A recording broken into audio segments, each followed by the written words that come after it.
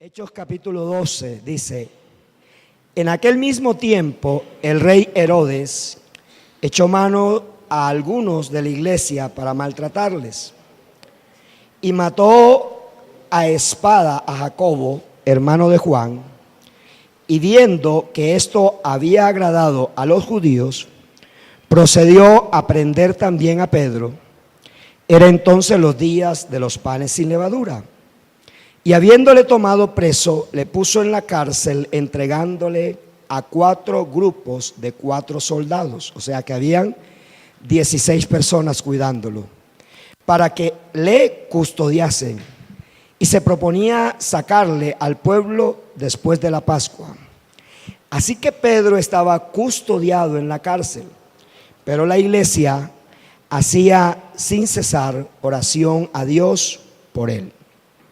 Y cuando Herodes le iba a sacar aquella misma noche, estaba Pedro durmiendo entre 2 soldados, sujeto con 2 cadenas, y los guardas delante de la puerta custodiaban la cárcel.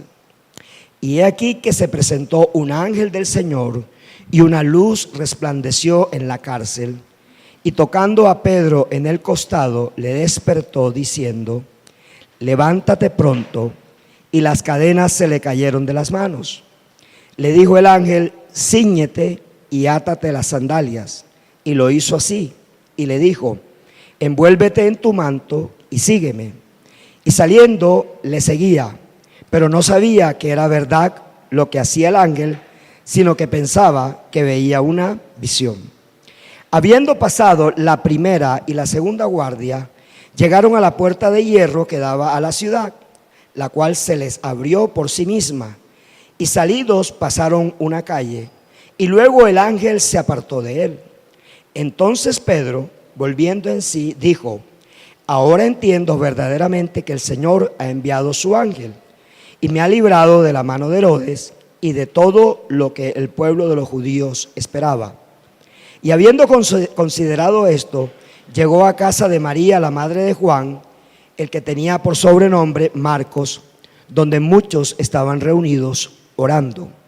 Cuando llamó Pedro a la puerta del patio, salió a escuchar una muchacha llamada Rode, la cual, cuando reconoció la voz de Pedro, de gozo no abrió la puerta, sino que corriendo adentro dio la nueva de que Pedro estaba a la puerta.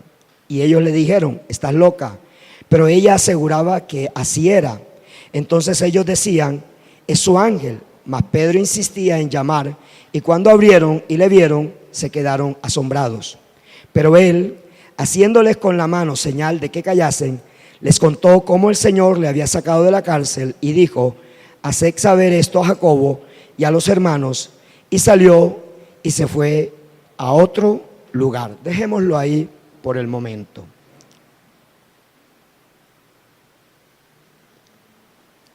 Bien, mañana voy a hablar sobre 3 cosas. Mañana voy a hablar cómo pasar de la oración a la intercesión. Mañana voy a hablar del poder de la intercesión y de los resultados de una iglesia intercesora. Voy a tocar 3 temas mañana. Pero hoy, y parte de lo que voy a tocar mañana, es basado en este texto. En uno de los 3 puntos voy a tocar este texto, pero quiero centrarme en este momento para introducir el tema en 2 versículos. El primero es el versículo 5. Dice que así que Pedro estaba custodiado en la cárcel, pero la iglesia hacía sin cesar oración a Dios por él. Y el versículo 12 dice: y habiendo considerado esto, llegó a casa de María, la madre de Juan, el que tenía por sobrenombre Marcos, donde muchos estaban reunidos orando. ¿Cuántos estaban reunidos orando? ¿Cuántos? Muchos, ¿cierto? Por mucho tiempo, y yo le he pedido perdón al Señor, por mucho tiempo, esta iglesia se ha olvidado de la oración intercesora. Y creo que es una debilidad de todas las iglesias cristianas. Mandamos a la gente a orar, le damos una guía devocional, le facilitamos, en el caso nuestro tenemos un cuadernillo que la persona día a día realiza su tiempo con Dios, ora, pero la oración es apenas una semilla poderosa para pasar a ser intercesor. O sea, en la Biblia hay solo dos cosas que a Dios le agradan profundamente. Hay dos actividades que a Dios lo mueven, y lo mueven a hacer milagros poderosos. La primera es que tú seas un adorador. Dios ama profundamente a los adoradores. Por eso cuando Jesús habla con la mujer samaritana, le dice: no será ni en este pozo ni en aquel monte, sino que será, ¿sí?, en espíritu y en verdad. En otras palabras, ya no hay un lugar para la adoración, sino que ahora hay una persona que se convierte en un altar de Dios. O sea, el Dios no quiere habitar, Dios no habita aquí, Él está aquí, pero Él no habita aquí. Dios habita en las personas adoradoras. O sea, Dios habita en aquel que ha nacido de nuevo, en aquel que ha abandonado toda su pasada manera de vivir, en aquel que ha dejado todo lo que del mundo le atraía y ahora se acepta y se amolda a todo lo que Dios pone delante de sí.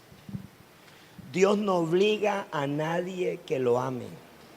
O sea, no hay un solo versículo que diga: yo te obligo a que me ames. Porque el amor es el resultado de un conocimiento, no es el resultado de un mandato. Amar a Dios no es un mandato, amar a Dios es el resultado de un conocimiento. Y el que conoce a Dios difícilmente le puede dejar de amar, o difícilmente no le ama. Por eso en esa lucha de la mujer samaritana, el Señor le dice: mujer, no se trata ni de judíos ni de samaritanos, se trata de adoradores en espíritu y adoradores que aceptan la verdad, que es la condición para adorar a Dios. Lo segundo que a Dios le agrada es que ese adorador se convierta en un intercesor. Mira, más que un apóstol, más que un profeta, más que un evangelista, más que un pastor, más que un maestro, que son ministerios que Jesús le da a la iglesia, son los 5 ministerios. Jesús está buscando hermanos suyos, hijos de Dios, hijos del mismo Padre, que nos volvamos verdaderos adoradores, y por causa de ser verdaderos adoradores nos volvemos verdaderos intercesores. Porque el intercesor es aquel que sabe que a través de la oración cambia circunstancias, no personales, sino comunitarias.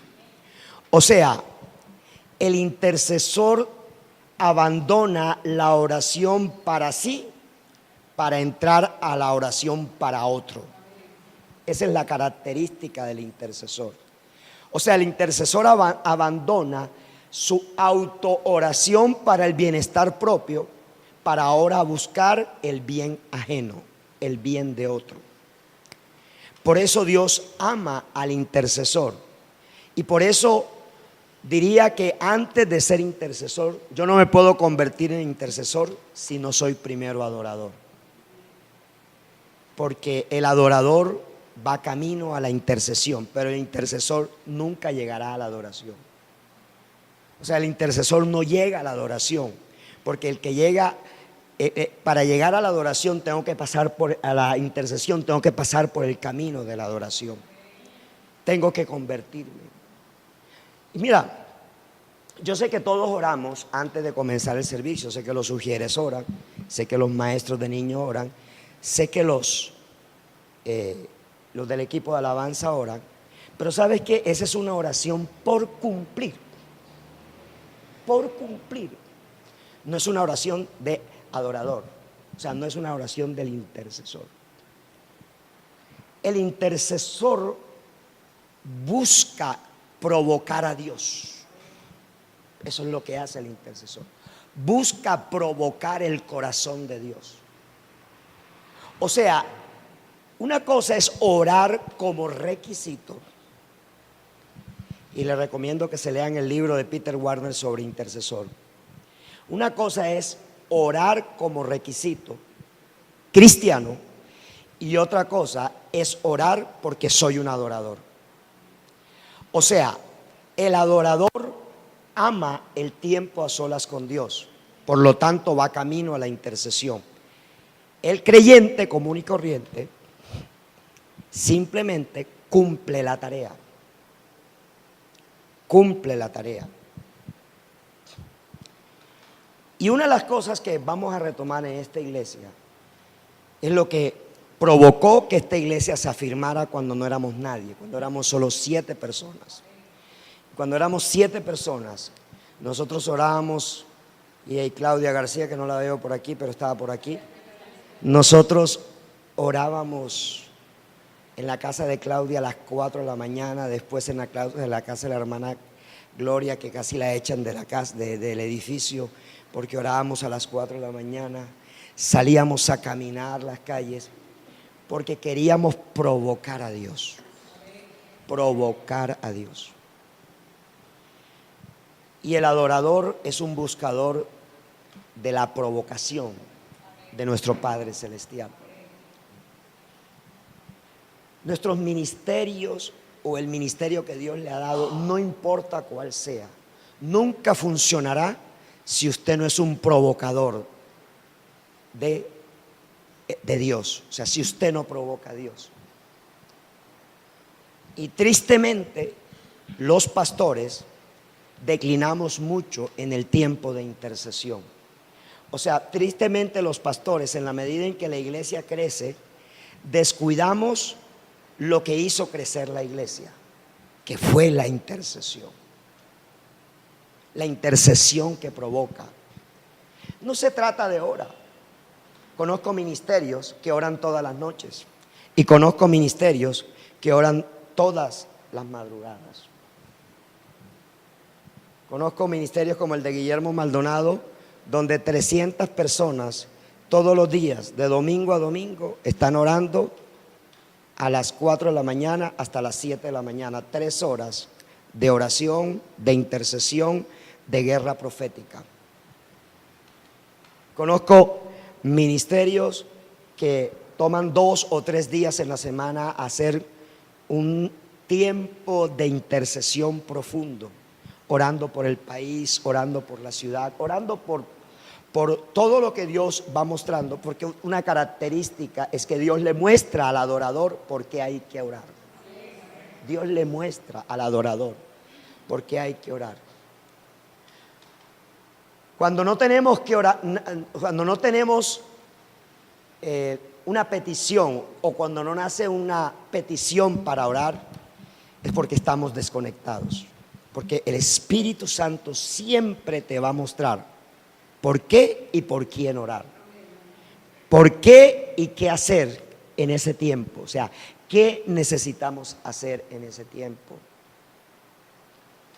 Cuando usted llega a la iglesia en la mitad de la alabanza, la invitación que el Espíritu Santo le hace es a volverse adorador. Volverse adorador. Y una de las cosas que voy a comenzar a cuidar es la irreverencia en el tiempo de adoración. Porque en el tiempo de oración muchas veces los sugieres están revisando el celular allá, o allá hay 2 personas en el escritorio hablando, o los que proyectan están allá distraídos con el celular o chateando por allá. Si a usted le toca 2 cultos, usted está premiado 2 veces con la adoración. ustedes me verán desde la primera canción aquí, en los dos cultos. ¿Sabe por qué? Porque yo soy el primero que tengo que poner el ejemplo. Porque realmente a eso nos va a llamar el Señor. ¿Sabe por qué este ha sido un año de tanta prueba?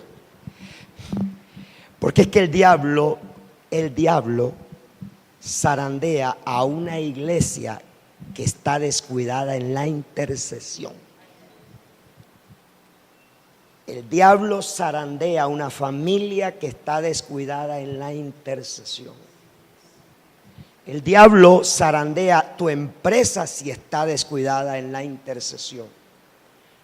Algo que he aprendido este año es a no hacer cosas por cumplir, sino hacer cosas porque realmente amo a Dios y quiero agradarlo absolutamente en todo.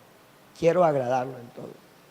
No quiero hacer cosas como requisitos, sino quiero hacer cosas porque realmente eso alegra el corazón de mi Padre. Y en este pasaje, que es parte de lo que vamos a tocar mañana en nuestro ayuno de intercesión, yo veo una iglesia que está reunida en la casa de un tal Juan Marcos. Juan Marcos es aquel que acompañó a Pablo y que acompañó a Bernabé, ¿sí? Antes de que Pablo tuviera como compañero a Silas. Juan Marcos abre su casa. Antes los cristianos no tenían templos, sino eran las casas. Entonces, allí en la casa de Juan Marcos hay muchos que están intercediendo para que no exista una segunda muerte, porque ya había muerto uno. Había muerto Jacobo, hermano de Juan. Estaba el otro Jacobo que se menciona allí, es el hermano de Jesús. Entonces ya había muerto un Jacobo y Herodes había matado a Jacobo para complacer a los judíos, porque estaban en la fiesta, estaban celebrando la fiesta de la Pascua. Y luego la Pascua se celebra el día 14 del primer mes de ellos, que es Nisán, y el día 15 de ese mes se comenzaban 7 días de celebración de panes sin levaduras. Y es el mismo tiempo y es el mismo proceso que Jesús vivió, en donde soltaron a Barrabás a través de Poncio Pilato, pero ahora Herodes, que es hijo de Herodes en los tiempos de Jesús, este Herodes, ahora que es tetrarca de Jerusalén, ahora él quiere complacer a los religiosos y al pueblo judío y les va a soltar al día siguiente a Pedro. Y entonces es tan temeroso o tiene tanto miedo del poder y la unción que hay en Pedro, que él no se toma el trabajo de ponerle una guardia a todo preso. En el tiempo en que se escribe esto, solo le ponían una guardia de 4 personas. ¿Cuántas guardias le pusieron a Pedro? 4 guardias de 4 personas. O sea, le pusieron 16 personas. Es decir, le pusieron guardias por cada puerta. Esa cárcel tenía 4 puertas.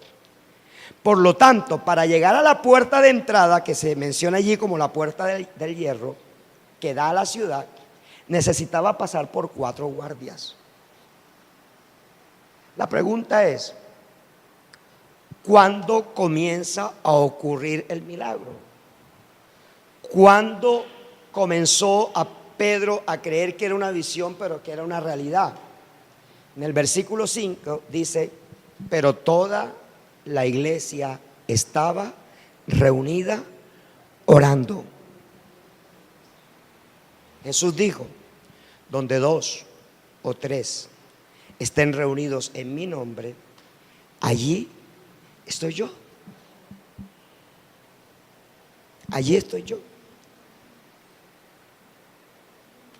Entonces hay un poder especial cuando es la iglesia, y la iglesia puede ser el equipo de alabanza, y la iglesia puede ser el equipo de ujieres que comienzan a entender que aunque el pastor va a hacer solamente un ayuno de intercesión al mes o un ayuno al mes, comienza a entender, o los líderes comenzamos a entender, que para que se provoque algo en ese grupo vida, o para que se provoque algo en la iglesia, debemos unirnos en oración intercesora.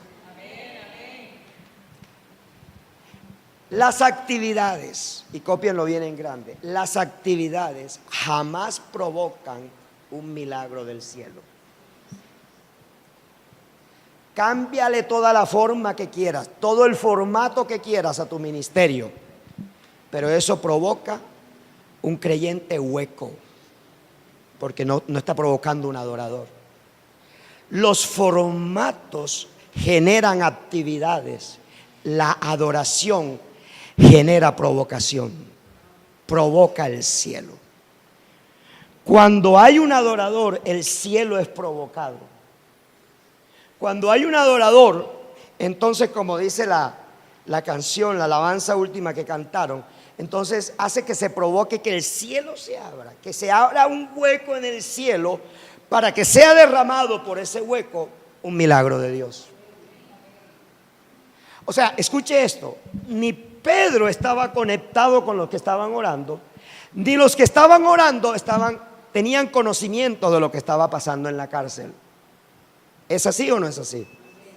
O sea, estaban en desconexión y no había ni Huawei, no había iPhone, no había nada de eso, ¿cierto? Ahí estaba operando el Espíritu Santo de Dios.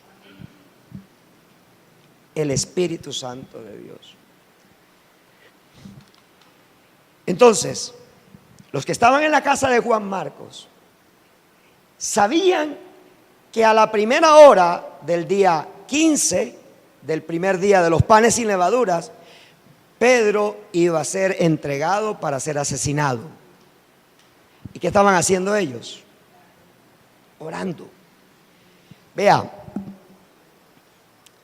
puedo estar casi seguro que la única petición que hicieron en toda la noche es: Señor, guarda a Pedro, guárdalo, líbralo de las manos de Herodes, líbralo de la muerte, guárdalo.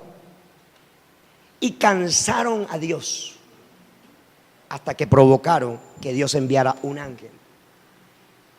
Provocaron que ese ángel le dijera a Pedro todas las instrucciones que tenía que seguir Pedro. Cuando me gusta, y esta semana lo analizábamos a las 4 de la mañana, porque este texto lo analicé a las 4 de la mañana este martes, y me gusta, y Edwin nos hizo reconocer, dice, y volviendo en sí. O sea, que para Pedro era un sueño, para Pedro era una visión. Dice, y volviendo en sí. O sea, cuando él estuvo en la calle, volvió en sí y dijo, estoy en la calle, esto es real. Yo fui sacado por el ángel. El ángel lo dejó en la puerta de la cárcel y de ahí en adelante ya no lo acompañó el ángel. De ahí en adelante él se fue solo a buscar al lugar donde él sabía que estaba la gente de su grupo, la gente que él pastoreaba. ¿Y qué estaban haciendo esa gente? Intercediendo, estaban orando. Ahora, lo raro es que el intercesor se asuste. Y en este caso el intercesor se asustó.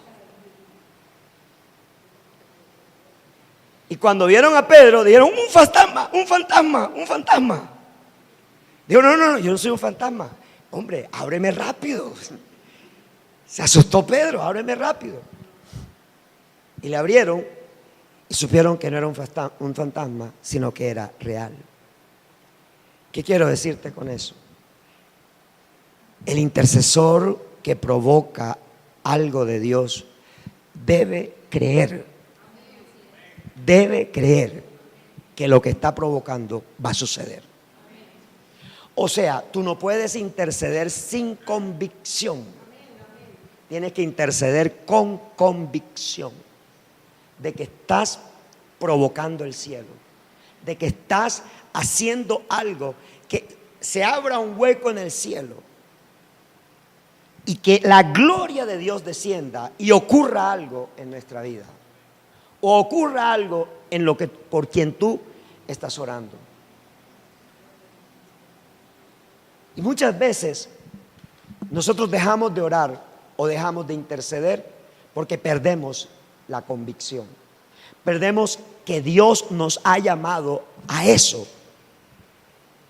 Mira, No habrá modelo de evangelismo, no habrá modelo de discipulado, no habrá modelo de escuela de alabanza, no habrá modelo de escuela de ujieres, no habrá modelo de escuela de niños, no habrá ningún modelo podrá suplir el poder de la intercesión. No lo puede suplir. Porque solo cuando tú provocas.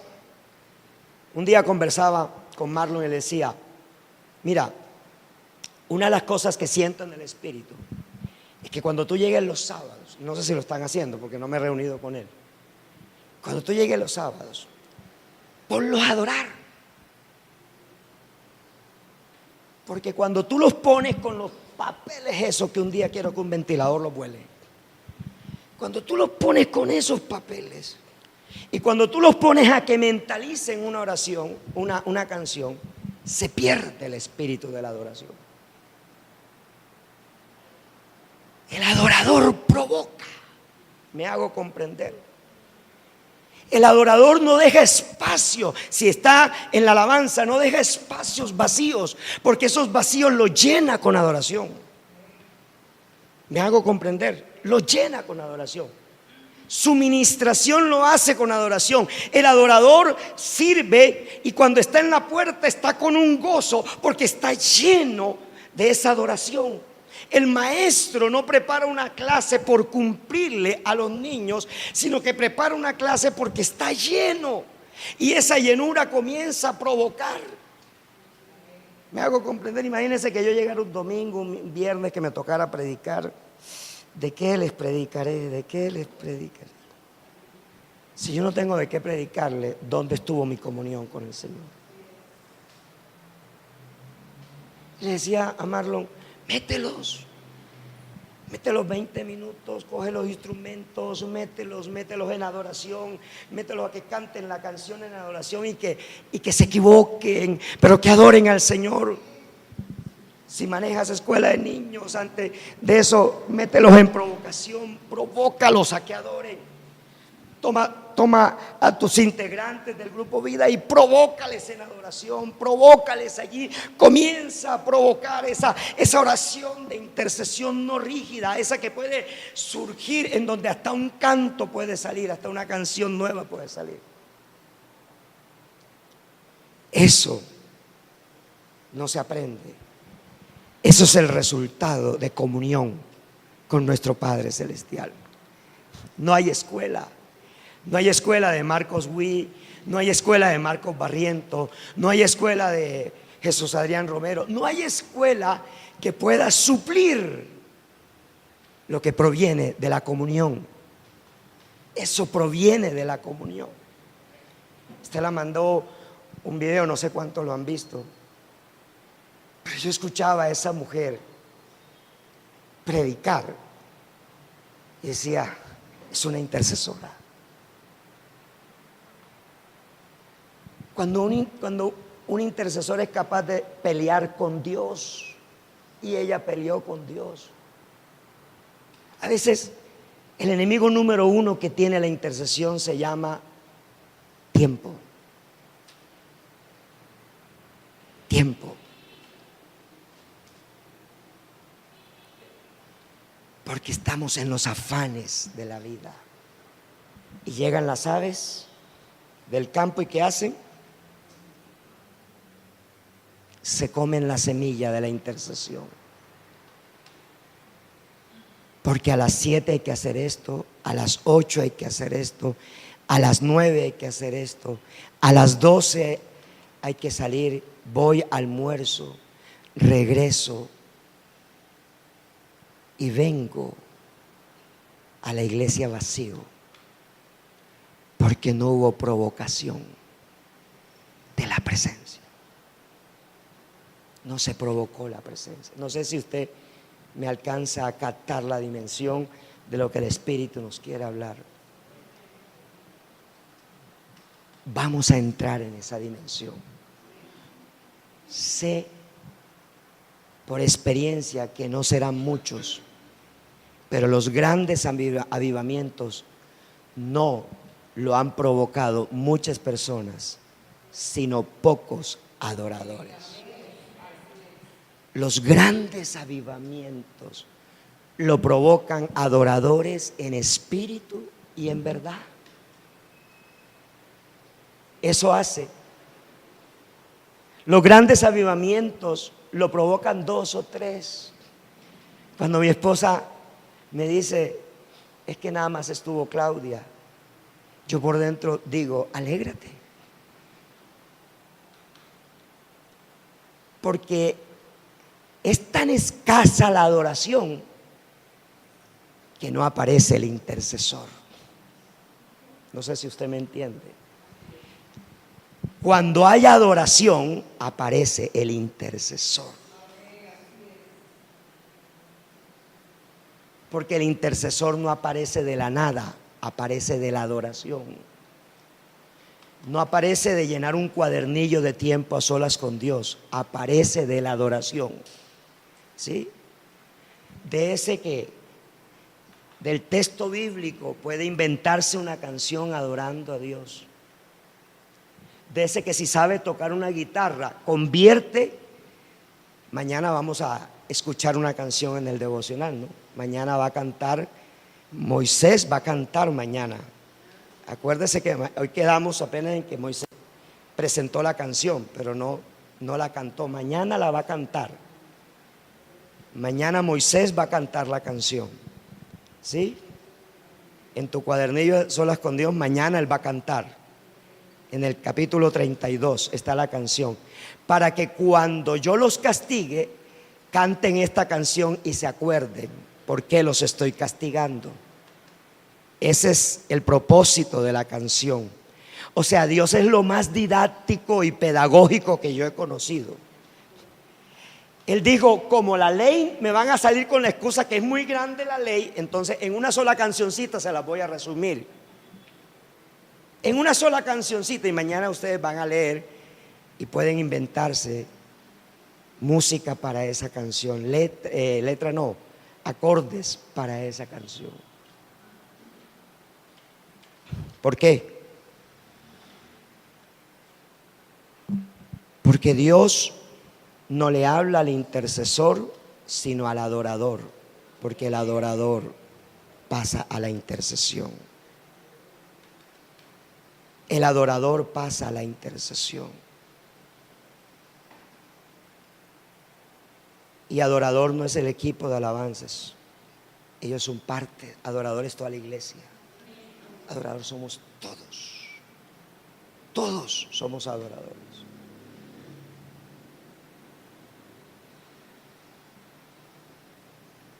Muchas veces Dios quiere hablarnos y estamos con el afán. Ay, ya hay que terminar el devocional. Ya, ay, Señor, en la noche escribiré qué me dijiste. Pero Dios te quiere ahí, encontrándote con Él. Él sabe que tú tienes que ir a esa cita. Él sabe que tú tienes que ir a trabajar. Él no te va a hacer quedar mal. Es más, Él nunca te va a dejar avergonzado. Pero mira, yo he experimentado que si no subo al tercer piso apenas me levanto, sino que bajo a la cocina, allá me distraigo con algo y después me toca correr. Y es lo que no debemos hacer. Y es lo que he entendido que no debo hacer. Tiene que haber un espacio para Él. La intercesión será poderosa en la medida que hay comunión, que hay intimidad, que hay acercamiento, que hay conocimiento. Cuando todos esos ingredientes están en ti, nadie, mira, ni el infierno detiene lo que Dios hace a través de ti. No lo puede detener. Mañana voy a hablar acerca de por qué el poder de las llaves del reino en Pedro. No se lo pierda mañana. Por el momento vamos a dejarlo ahí para que quede con inquietud y con hambre para mañana. Mañana venga con hambre de Dios y también venga en ayuno. Si nunca ha hecho ayuno, entonces tráigase un tanque de jugo de naranja y tome jugo de naranja todo el ayuno para que